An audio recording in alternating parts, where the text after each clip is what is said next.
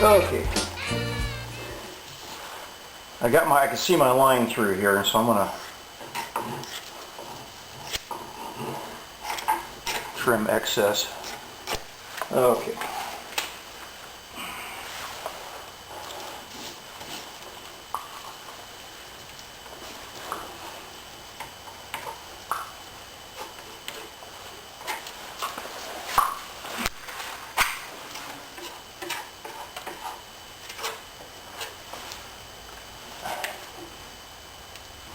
Pull it around the corner. Let anything, I stopped before I got to the very end because I wanted to be able to not have it start sticking.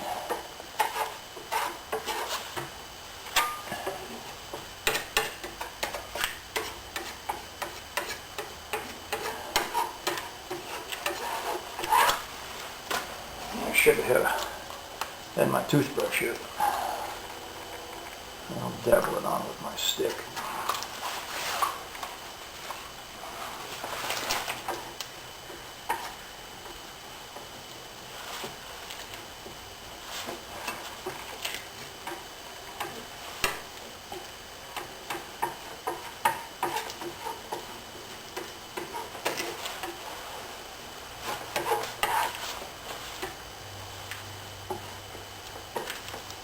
This is one of those areas along here and remember I said before is to have a nice radius there so that the glass cloth will roll right over the side and it won't give you any problems.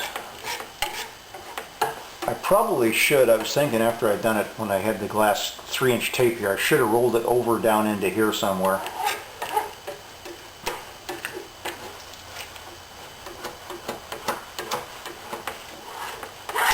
Okay.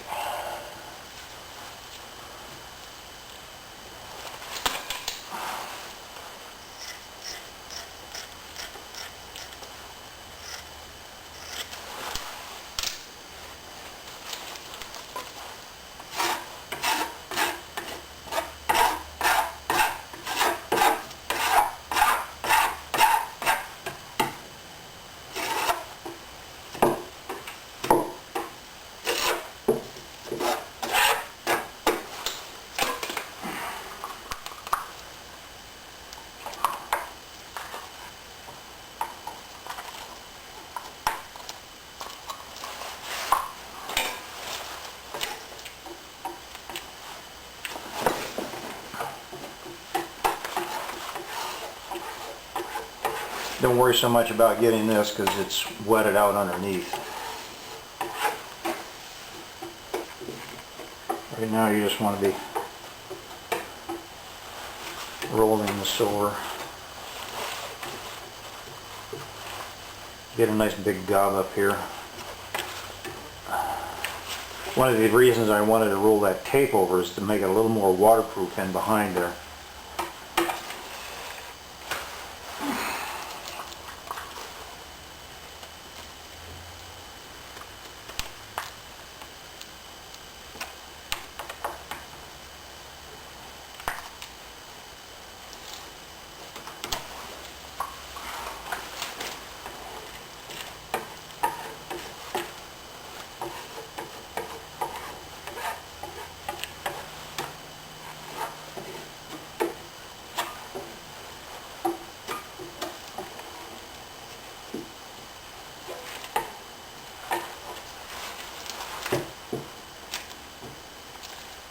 When you get done with these sides, push the knife down into the corner.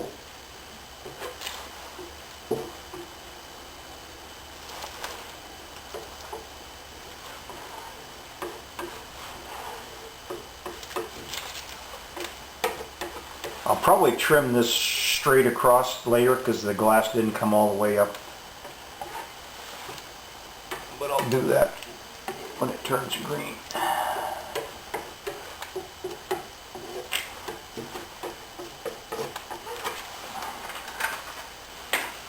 One last little bit in there.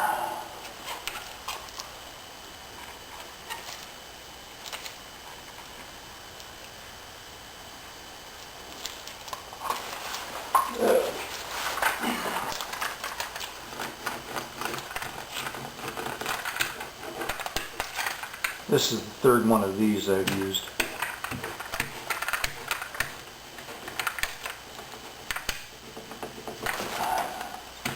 Dry. Yes, it was.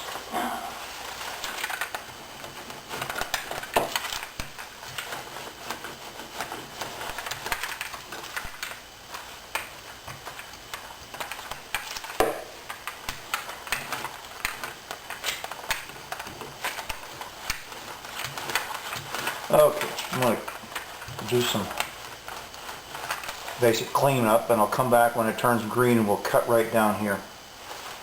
I've got my knife already, but it's too soon. Well, it hasn't been that long, but I'm going to go ahead and cut this now. I was thinking I might have more problems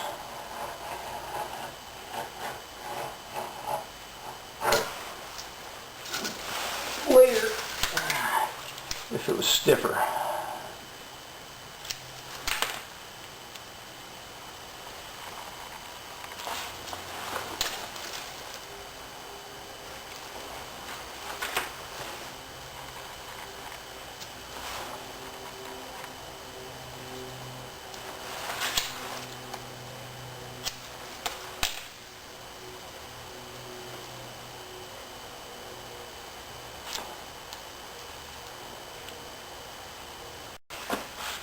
Sorry for the end of when I was wetting this out. My battery died, so I was up the creek.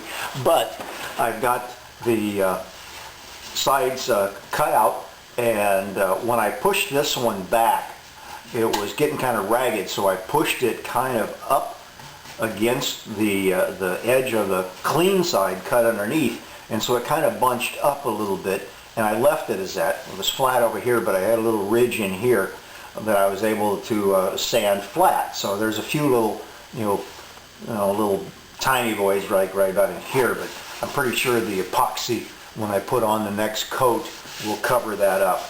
And they're so small, I'm not going to worry about that, because we'll be putting on a couple coats of primer before we put on the paint. So let me go set up from someplace else, and we'll go put on the second coat. Well, you can see that I've got all the hull done. Came out rather well. There was a couple times when I was doing those upstrokes, because basically what I was trying to do was with the blade, I was trying to take the epoxy that ran down onto the gunnel and then bring it back up again and then wet out the cloth. But you had to be careful that you looked along this edge here, that it didn't bunch up and make a little pucker. So always finish with a downstroke all the way down and then push into the corner. Let me get a little better angle here. When I was pushing up here to get the epoxy in to wet out, that I wasn't lifting it along the edge. So finish up with a stroke down and then push the glass into the gunnel. And you'll also see that I took the knife and ran along the edge to pull off the paper and cut the glass, and so it's about a 45-degree angle, so you kind of keep from sliding in or out, either up the hull or out on the gunnel. So you get a nice clean line, and I was able to pull the tape up because it was about time. It had been down for a long time, and I didn't want to have problems pulling it up later, because it was only like 2-week tape as opposed to the blue 3-week. Or whatever, no, 9-day tape instead of the 14. So, but now when we do the second coat, I want it to huddle up along the top of the gunnel wood itself, and then kind of give a little bit of an extra. I'll probably come along and do a light sand before I do the second coat here. So I guess let's get on with it. Well, we're getting ready to go. I pried this out of the old cup from last time, so epoxy is really neat for moldy stuff. So it's not going to take too much. I know you probably can't see it, but it's on the 4-ounce cloth. Once you get the initial wet out, it doesn't take that much to fill up the weave. So let's see how far this is going to go. And again, I've taken sandpaper to my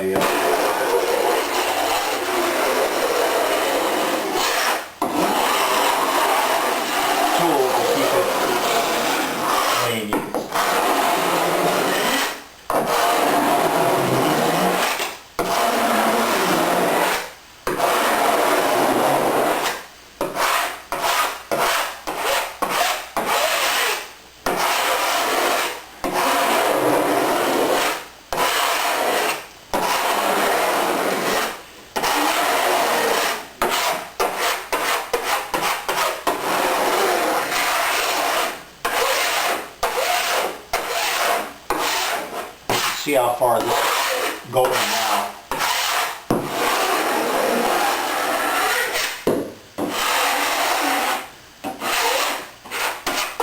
So don't get too much out, and be careful that you don't get it too close to the edge where it starts rolling over before you get a chance to it.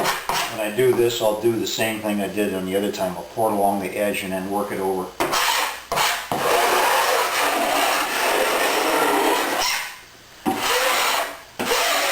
I've been running these demos a little longer than I had before, with less cuts.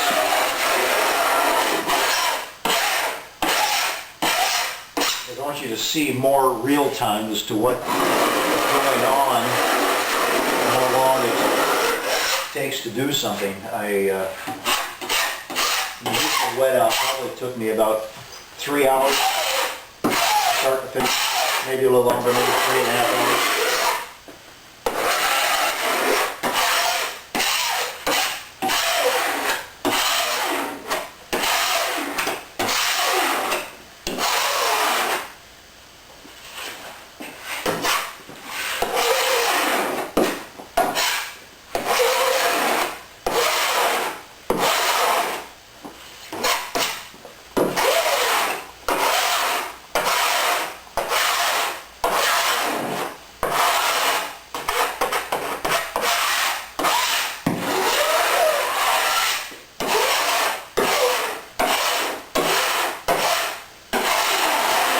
Like I said before, just watch the wave as you pull it towards you.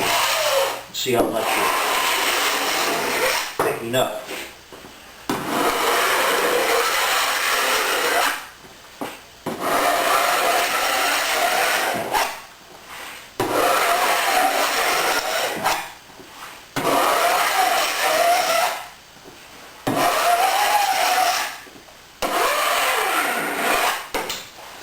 I'll do a little more and then I'll do a rollout.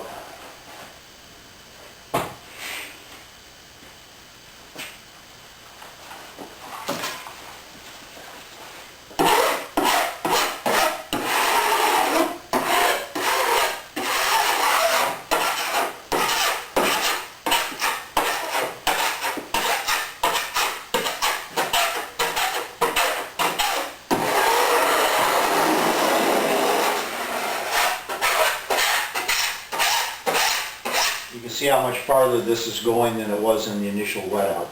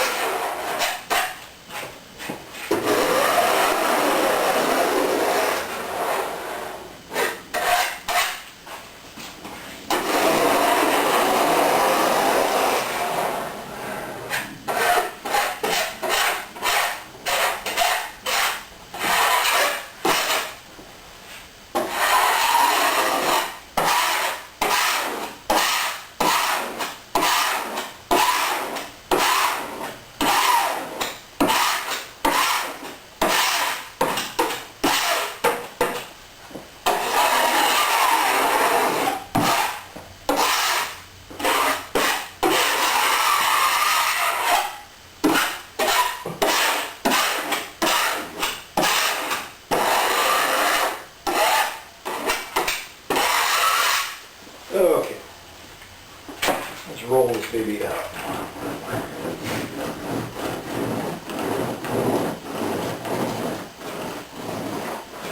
Remember, we're taking the excess to the dry areas, just like painting, using the roller to get you an even coat. And if you got a good light, I'm getting on my fill light on the end here. I can see how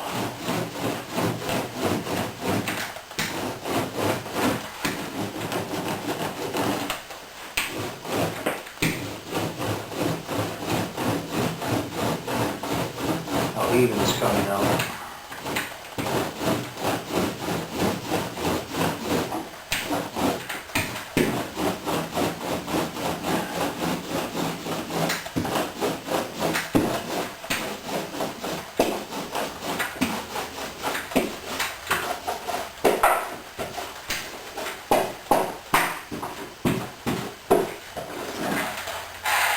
Okay, I'm going to do the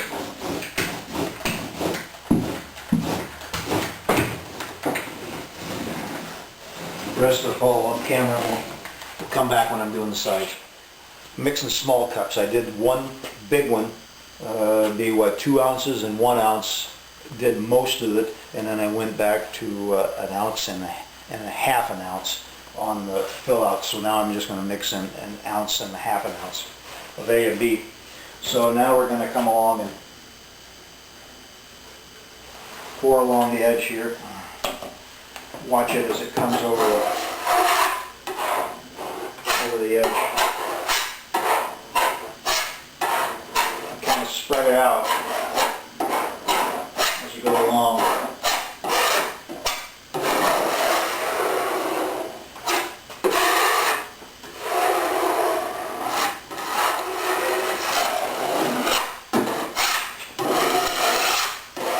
Now you've got wet areas. Bring that down to dry.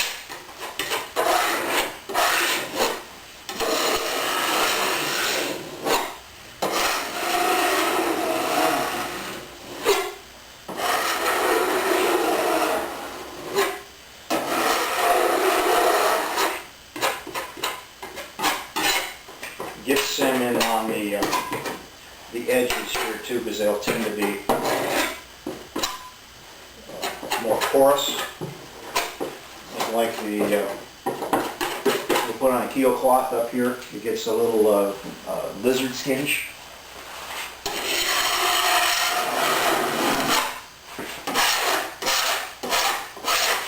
And sight down with my good light. See where there's a little dryness here along the edge.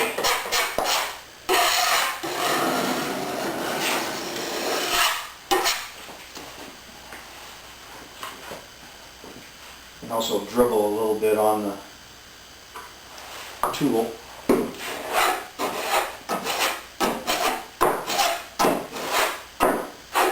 Just get a little bit on the edge and start at the bottom. Come up like you're wetting it out.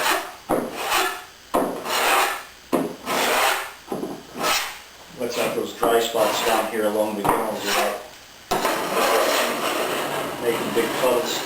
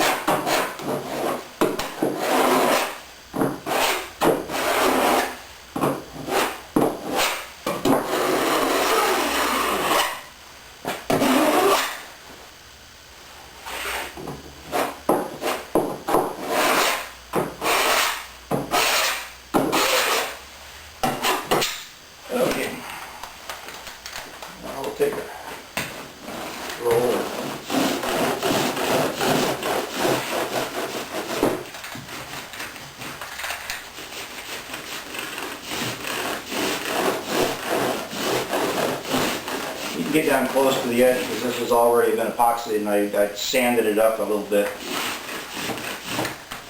You want to get any of the stuff at the bottom that might want to puddle up. Make it look funny when we get down to painting it.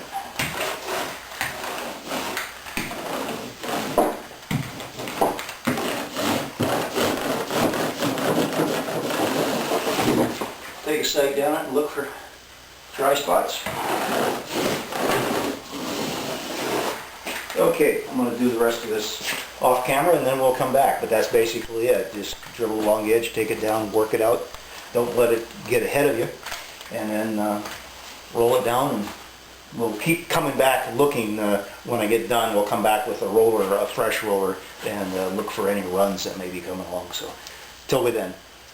Well, the second coat is on. Works it all. Seems like it went pretty well. I didn't use that much epoxy. One big cup, 2 smalls, and a partial to finish off the nose on the other side, and I had a little bit left over for another side project. I'll let this cure now. I'll give it a light sand most likely before I put on the primer.